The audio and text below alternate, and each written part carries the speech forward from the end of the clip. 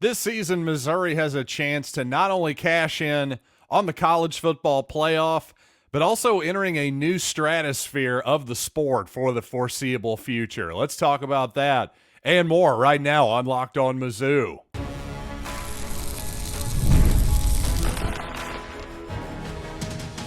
You are Locked On Mizzou, your daily podcast on the Missouri Tigers. Part of the Locked On Podcast Network, your team every day. Hail, you true sons and daughters. I'm John Miller, your Mizzou mafioso and the central scrutinizer of Missouri Tigers football and basketball. And you know what? Eli Drinkwitz had some interesting comments recently on the Jim Rome show about how Missouri is a challenge in a good way. He's pitching that to recruits. I'm kind of wondering how long he's going to personally view our school as a challenge. But you know what? Before we start the program, I do want to remind you today's episode is brought to you by Gametime. Download the Gametime app, create an account, and use code LOCKEDONCollege for $20 off your first purchase. Terms and conditions apply. And of course, there is no doubt that 2024, to me, is a chance not only for Missouri to follow up the fabulous 2023 breakout season for the Tigers with a college football playoff berth. Well, to me, this is an opportunity for Missouri to put itself into a new stratosphere. I've talked a lot about, hey, the blue blood argument, right? Well, without getting into the semantics of that again, it's more just about Missouri is competing in a different territory than it ever has been before. And there's a reason why this is really sustainable, because let's compare where Missouri is in year 5 to year 5 of Gary Pinkel. I would describe Eli Drinkwitz right now in year 5 as being in the catbird seat.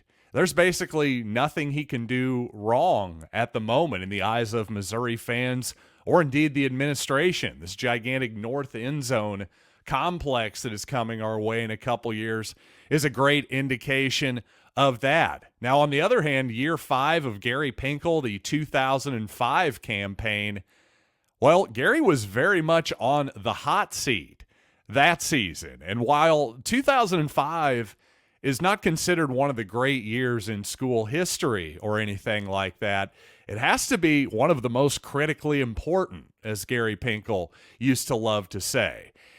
So in 2005, fortunately, Gary Pinkel and the Tigers and Brad Smith were able to pull the nose up after a disappointing 2004 campaign. Pinkel had famously tried to make Pinkel had tried to make Brad Smith into more of a pocket passer that season to, well, less than awesome results. Also, just some bad breaks, and just regardless, the 2004 season was not up to snuff. Well, fortunately, 2005 Missouri, Pinkel, again, Brad, they all brought it back together. But here's the difference.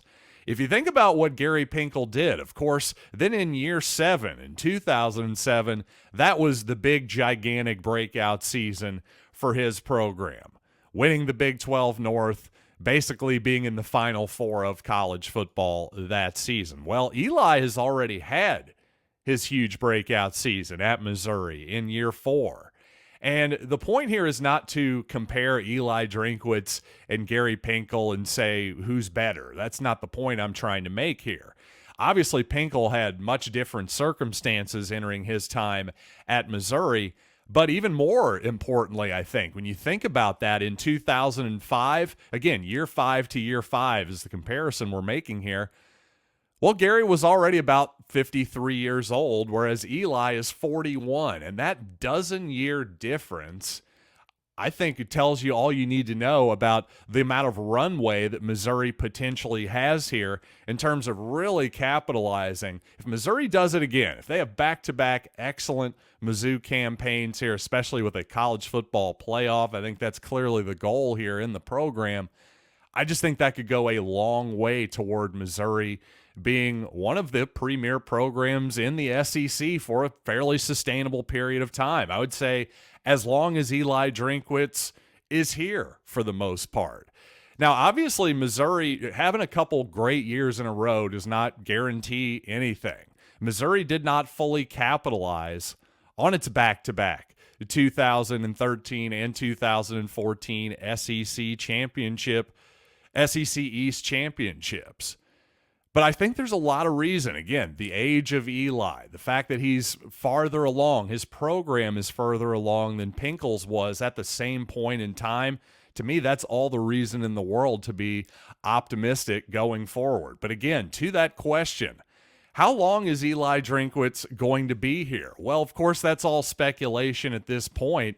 At this moment in time, I can't imagine there's any reason why Eli Drinkwitz would want to go anywhere else. And actually, yesterday on the Jim Rome program, Drinkwitz was a guest. And let me read a fairly long quote from you here. I thought this was fairly revealing and interesting, bring up some interesting questions at the same time. Drinkwitz says, quote, "There's a lot of places you can be the next." This is talking about recruiting here. "And those places will be excited to sign you. But those places have already had the best class in school history. It's kind of like trying to chase this ghost that you're never going to catch. But if you come to the University of Missouri, you've got an opportunity to be the first. You've got an opportunity to be the best class in school history. For me as a competitor, man, I love to do something that has never been done before. I don't like to be measured up to past successes, chasing what some other guy has done before. No, I want to do something that has never been accomplished. Like the last frontier in college football, Mizzou gives you an opportunity to do that." So that's obviously a great pitch to a player. If you are a competitive type guy, if you don't just want to be the next guy in a long line of great players at places like Ohio State or Georgia or Alabama or whatever it might be, again, great pitch. I can see how that would be an appealing pitch to a lot of guys, especially, hey, in-state guys like Luther Burden in particular. And obviously, as a Missouri fan, I hope that that means this whole thing of, hey, I want to do something that's never been done before. Well, Missouri hasn't won a conference title in 50-plus years. They haven't won a national title ever, unless you want to count 1960. I'm not going to get into that debate at the moment. The point here is that he has, from his perspective, he could pitch himself the same thing as a coach. So if he really means that, then, for example, the University of Alabama is not going to really be a job that I would expect him to chase in the future. You're going to be chasing the ghosts of Nick Saban and Bear Bryant for your entire time there. No doubt about it. But what about a place like, I don't know, Arkansas, his home state of Arkansas? Well, the problem there is, again, there are certainly a lot of things you could accomplish at Arkansas that have never been accomplished before. But number one, I'm not sure he'd want to go against Missouri every year. But more importantly, why start over? Why do the same challenge that you've essentially already are either in the middle of or completed at the University of Missouri and to start over a similar challenge again? To me, that's probably why, if Drinkwitz were to want to find a new challenge in the future, to me, the NFL makes a lot more sense. I could see how that would be a new challenge, and there are obviously plenty of franchises out there that could use a shot in the arm. So the only thing is, though, the money in college football these days, my goodness, Brent Venables got a pretty significant contract extension for basically no reason, and that's kind of par for the course these days in college football. So with the money being what it is, I don't know, there's a whole lot of reasons for Eli Drinkwitz to stay around. His own personal reasons of, hey, I'm a competitor and I want to do something that's never been done before.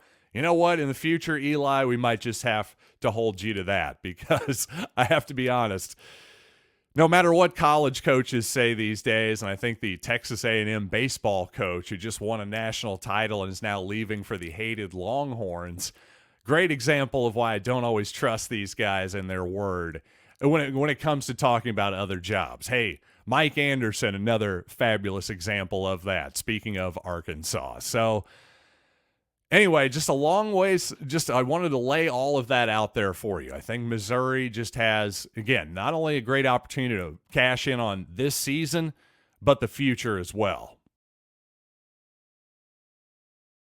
And in the next few weeks or so, I certainly would expect the lion's share of Missouri's 2025 high school class to be in place. So attentions from the Missouri staff starting to turn toward 2026. And speaking of July, well, they're going to get a visit from one of the top players, a top 10 player in the 2026 class, in fact, according to Rivals.com. So a big-time visitor. We've also got a big-time visitor from St. Louis in basketball. A lot of high school recruiting talk to get to coming up here on the program. But first, you know what? I got to talk some golf. As a golfer, for years I've been hearing PXG say nobody makes golf clubs like they do, period. And I got to say, from my own firsthand experience with the PXG Black Ops driver, I got to say that's true. My ball flight got taken down a little bit, but in a way that I actually was still getting more carry, more accuracy. Frankly, I was a skeptic. I had a driver from a big manufacturer that I was a big fan of. Well, guess what? PXG made me a believer, and they'll do the same for every golfer in Kansas City. Visit pxg.com/LockedOnMizzou to schedule your fitting at PXG Kansas City, 7517 West 119th Street in Overland Park. Get fitted for any club, and you'll get a dozen golf balls free. That's pxg.com/LockedOnMizzou to schedule your fitting. pxg.com/LockedOnMizzou. Limit 1 dozen golf balls per person. Promotion ends June 30th. Other terms and conditions may apply. See store for details. And while I love playing tons of golf in the summer, I also love getting down to Busch Stadium and Kauffman Stadium, seeing some Major League Baseball as well. And Gametime is an authorized ticket marketplace of Major League Baseball, which makes getting tickets faster and easier. Prices on the Gametime app actually go down typically the closer it gets to the first pitch. And if you're a Royals fan, a big series tomorrow at Kauffman Stadium. The Guardians coming to town. Royals need to start getting some victories, I'll tell you that. And well, you can get into the stadium. $19 is the cheapest ticket. Well, guess what? With my promo code, I can make that free for you. All you have to do is download the Gametime app, create an account, and use code LOCKEDONCOLLEGE for $20 off your first purchase. Terms apply. Again, create an account and redeem code LOCKEDONCOLLEGE for $20 off. Download Gametime today. Last-minute tickets, lowest price, guaranteed. So Missouri's pursuit of highly ranked offensive linemen continues in earnest. Maxwell Riley, a top 10 player in the 2026, according to Rivals.com, has a visit lined up with Missouri. Although I will say this, On3 has him at 233rd overall. So that is quite the range of 220 some odd spots there. So, for one thing, I will say, even though Missouri is now in the top 7 for young Maxwell Riley here, he's from Ohio, and while Missouri's Ohio recruiting has really stepped up here recently, you've got to think Ohio State is probably the biggest competition here. Again, interesting to see Missouri going into Ohio more and more. Hey, I brought up Brad Smith earlier on the podcast. He's from Youngstown, but he was more the exception to the rule, especially among really highly ranked guys from that state, people who would be taken by Ohio State or Michigan. Those are guys that in the past, during as recently as the Gary Pinkel and Barry Odom eras, those are just guys that Missouri would more or less ignore. But I will say this, Missouri's recruiting, no doubt, has become much more national than regional lately. That's been one of the biggest changes. And by the way, as have all the other blue blood schools as well, without dipping back into that argument once again. But some more football recruiting news here as Dillon Alfred, a young man, a wide receiver from Alabama, well, he's back on the market. He was a guy that seemed like a Missouri lean at one point. He ended up committing to Ole Miss. Well, Ole Miss Alfred, along with two other players, had decommitted on the same day a couple days ago. So what the heck's going down in Oxford? I truly have no idea, but certainly the timing there is rather curious. As far as Dillon Alfred goes from Missouri's perspective, at this point, I'm probably going to assume that Missouri has more or less moved on. He could be a plan B perhaps, but Missouri is in on some other highly ranked receivers, some quite a bit more highly ranked than Dillon Alfred, including Javen Boggs and Corey Sims. I just think at this point, while Alfred may have been a take for Missouri a month ago, I think maybe the market has moved on from him just slightly. I think he's maybe more of a backup plan at this point for the Tigers. At least that's my assumption. And by the way, on the topic of is Missouri a blue blood or not? Well, certainly I've read the comments and many people are just going to agree to disagree with me there. Hey, fine and dandy. I'm more than okay with that. But hey, let's all agree with this. I saw the best stat that I've seen for a long time, at least the one that made me the most happy. And it made me think, you know what? Let's all agree on this. Nebraska is no longer a blue blood program because here's your trivia question of the day. Hit pause and I'll give you a minute to think about it. When is the last time the Nebraska Cornhuskers appeared in a bowl game? Go ahead, hit pause. I'll give you a second to think about it. Okay, you're back. And the answer is 2016. That is such an unbelievable length of time, in my opinion. Keep in mind that Rutgers and Northwestern and Vanderbilt, and as far as I can tell, every other Power 4 major program in a major conference has made a bowl game since Nebraska has in 2016. Remember, 2016 was so long ago. That was Barry Odom's first season as a Mizzou football coach. Barack Obama was still the president. That's how long ago that was. Nebraska. Listen, we can quibble about the definition of a blue blood all day or if Missouri is one, but can we all not 100% agree that Nebraska's status as a blue blood is dead? Now, it wasn't all about football visitors this weekend. According to Joe Tipton at On3, Nicholas Randall, On3's number 56 overall player in the 2025 class, was on an official visit to Missouri this past weekend. He's listed as a 6'10" center and a native of St. Louis, Missouri, though I have to say I've seen quite a bit of debate on how tall Randall actually is. And that's one of those things that, you know, can we get a standardized measurement of basketball players at this point? Is that not a thing we can do? A few years ago, the NBA, during the NBA draft combine process and all that, switched from measuring guys in shoes, which they had done for years and years, to then now measuring them in socks, which knocked an inch and a half off of everybody and has made the comparison process a little bit frustrating. But regardless, here's what Randall had to say at On3. He says, I want to go to a school that will fit my play style. I want to go somewhere that will develop me to be a pro for real. I can shoot and dribble, defend. So I want to go to a system that will let me do that. Well, I will just say, even if he doesn't sound like he's a true center, those are a true back to the basket center offensively. Those are in short supply these days. Though I think Peyton Marshall, a true freshman coming up this season for the Tigers, certainly fits the mold. But if Randall is indeed 6'8", let's say he's 6'7.5", but he can truly put the ball on the floor, shoot it, defend. Hey, multi-talented, tall, lengthy guys, even if they're not 6'10", even if they're only 6'7", well, that's going to play. You want to think Kobe Brown. Not saying this guy's going to be as good as Kobe Brown was, especially his senior year, but I'm just saying those type of multi-talented, multi-skilled players are never going to go out of style, and it's the type of guy that Dennis Gates is certainly looking for. So Nicholas Randall, a guy to keep an eye on in the 25 class, one that already has Tolton guard Aaron Rowe in the fold.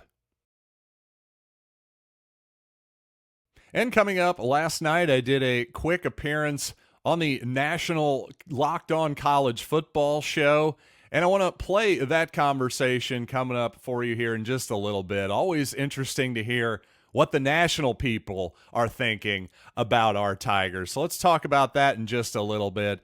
First, though, let's talk about eBay Motors, where passion, drive, and patience are the winning formula for winning championships and sports, and they also keep your ride-or-die vehicle alive. eBay Motors has everything you need to maintain that vehicle and level it up to peak performance. We're talking superchargers, roof racks, exhaust kits, LED headlights. Whether you're into speed, power, or style, eBay Motors has you covered. With more than 122 million parts, for your number one ride or die, you'll always find exactly what you're looking for. And with eBay Guaranteed Fit, your part is guaranteed to fit your ride every time or your money back. With all the parts you need at the prices you want, it's easy to make your car the MVP and bring home huge victories. Keep your ride or die alive at ebaymotors.com. Eligible items only. Exclusions apply. eBay Guaranteed Fit.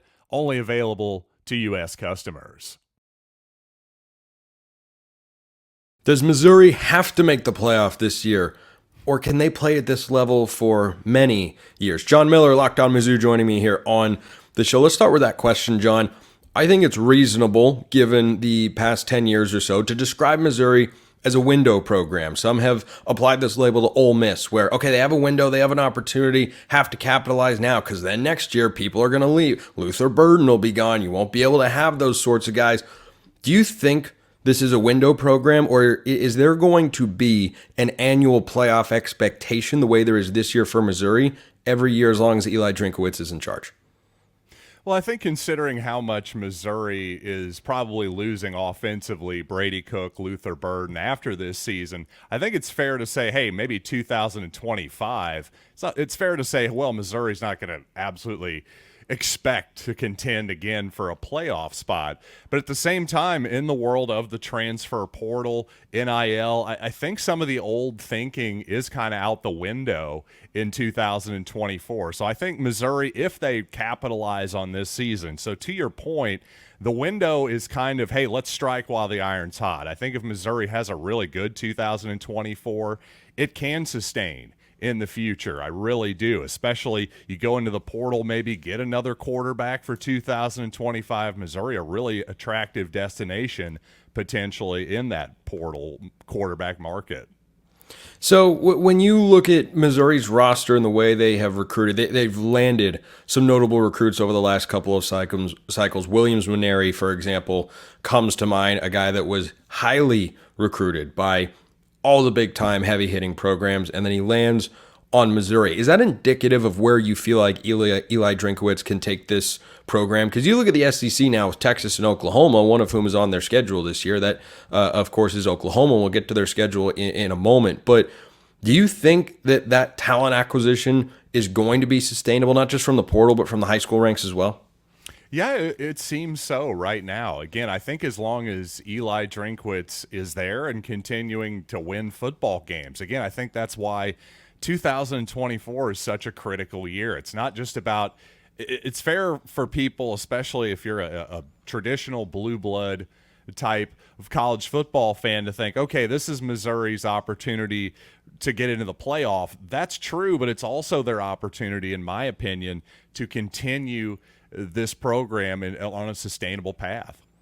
So when you look at this Missouri schedule, look, I'm not trying to throw shade at the Tigers here, but sure, gosh, by SEC standards, this is an easy schedule. It is just not every single game is easy, but one of the reasons we're talking about Missouri's playoff window and the playoff capabilities that they have is because this is an 11-win Cotton Bowl champion program from a season ago that knocked off Ohio State to end the year. So they've proven they can play with some pretty big teams. Now you can say what you want about Ohio State's quarterback situation in that game. There are a lot of years where Missouri doesn't even have that opportunity to play Ohio State on that sort of stage. And they have a couple of tough games at Texas A&M, at Alabama. But gosh almighty, John, the more I look at this schedule, the more I feel. I was talking recently on the show about SEC teams making the playoff. a number of schools are going to be supremely disappointed between Missouri, Tennessee, Ole Miss, LSU, Alabama, some combination of those teams. Oklahoma are missing the playoff. They can't all get in. And I think someone's gut instinct could very easily be, well, I mean, Missouri's not. I mean, they never even pushed for a playoff spot in the fourth. They're not going to do that. But this schedule, John, I think might be the most favorable of any SEC contender out there. I think that's probably absolutely true. The only thing I would maybe tiny bit quibble with is that I don't think there is such a thing as an easy SEC schedule, but relatively speaking, there's no doubt that this schedule fell very well for Missouri, and probably as well as you could have possibly expected. Again, you're going to Tuscaloosa. That on paper is a hell of a matchup, but the rest of it, I couldn't agree more. It definitely fell Missouri's way. And not only is the schedule favorable, you look at just objectively in the past, returning offensive production, especially at quarterback, receiver, offensive line, that tends to equal more winning, especially that upcoming season. When I look at these games, the Alabama one stands out, Texas A&M stands out. What do you think is the most important game? Not necessarily the biggest, because the biggest one may very well be Missouri at Alabama. Because if you go into Tuscaloosa and win, well, you saw what that did for Texas a year ago. That comes with a certain cachet, a certain platform when you beat the Tide. I don't care who the head coach is. And by the way, Alabama is going to be contending for a playoff spot this season as well. Their non-conference Power 5 matchup is Boston College. I think they're going to be okay-ish, but Missouri's going to win that football game, barring a dramatic upset from Bill O'Brien and company. When you look at all 12 games on Missouri's schedule, what is the one that is the most important as it pertains to them making the playoff and or contending for the SEC championship game? Well, first of all, just on that Tuscaloosa game a little bit, if Missouri, just to set the table, if Missouri wins it, my goodness, especially if they're undefeated going into that ball game. Which is very possible. Very possible. If they win that ball game, that's as big a win as there's been in the history of the program, quite possibly. I mean, certainly in the last 20, 25 years, I'd really have to think about that hard. The point is, it's even tough for me to put into context how big of a win that would be. On the other hand, Missouri loses it, you kind of just go, all right, that's kind of a game that every single person in the country put down as an L before the season anyway. Let's be honest. So to me, the most important game on the schedule is against the Oklahoma Sooners, not only because that's a good swing game, a pretty good traditional rivalry. It's not Oklahoma and Texas. It's not Missouri and Kansas. But, it's a pretty doggone good traditional rivalry at the same time. And in recent years here, it started off when Missouri flipped Luther Burden, who was originally an Oklahoma commit. Now there's been a lot more flipping, a lot more competition. Missouri took offensive lineman Caden Green from Oklahoma out of the portal. You mentioned Williams-Nwaneri. Some people think he was the top player in the entire country. A lot of Oklahoma reporters were staking their reputation on Nwaneri coming to Oklahoma. That did not happen. He's a Missouri Tiger for this upcoming season. So all of that off the field stuff, the recruiting part too, is really interesting too. So to me, all of those factors make the Sooners game. If I was going to pick any game on the schedule I'd like to win, especially in Columbia, I think that would be it. I like the Oklahoma pick. Allow me to bend your ear Please. And pitch the Auburn game. I love to you. it. Hear me out, because you mentioned that winning that game at Alabama could be among the biggest wins in the history of the program. Now, the first 4 games should all be W's. Murray State, Buffalo, Boston College, and Vanderbilt, all at home in Columbia. I think the crowd is going to be treated to 4 consecutive victories to begin the season. Then they go at Texas A&M. That's a go-either-way game. You got a first-year head coach, talented roster, tough environment on the road. Let's say you drop that one, just for the sake of argument here. You play UMass the next week. Poor UMass. Poor UMass. Poor us. Why did we schedule that game? Why are we going there? Come on. Feel bad for us. Yeah. I don't think it's a game that you're going to lose is why they're scheduling it. Yeah. But then if you have one loss, which should be the maximum amount for Missouri there, you have to win that Auburn game. The Tigers are going to be sneaky tough. They've got a returning quarterback and a returning head coach, which is one of my favorite things on the show. It's one of the reasons I like Missouri. And if you win that Auburn game, the stage for that Alabama game is a lot grander. If you lose the Auburn game and you go into it with 2 losses, I think it's diminished a little bit. What do you think about that? Well, the Alabama game, correct me if I'm wrong, you have the schedule in front of you. The Alabama game that comes before the Auburn game, correct? No, Auburn is October 19th, Bama is October 26th. Okay. All right. Well, in that case, then that's a good point because Missouri does. I'll say this, regardless of what I was thinking there incorrectly, the Tigers have to win 10 games, in my opinion, if they're going to make the college football playoff. And I think that's a entirely reasonable goal for this team right now. Make the 12-team playoff. They got to win 10 games. I think if you get to 9, I just don't see it happening. Again, with the relatively weak SEC schedule, I just don't see it happening. However, 10, I think you're in. I really do. You at least have a very good chance of doing so. But boy, what a matchup that could be in Tuscaloosa on October 26th. Per the Missouri website, we hope that they are correct on that I'll front. assume they got that one. Let's hope. Let's hope and pray. SIDs have tough jobs, but let's hope it's not quite that difficult. John Miller, Locked On Mizzou. John, thanks for stopping by. Thank you very much. And that'll do it for this edition of Locked On Mizzou. Thanks to Spencer for a fun conversation and inviting me on to the Big Boy Show. Ah, yes, we Missouri fans, we're going to be in high demand this year. Maybe at the SEC round table, they'll actually let me at the Big Boy table this year. We'll just have to see. But until next time, and next time is going to be Thursday. I'll see you right here tomorrow on Locked On Mizzou.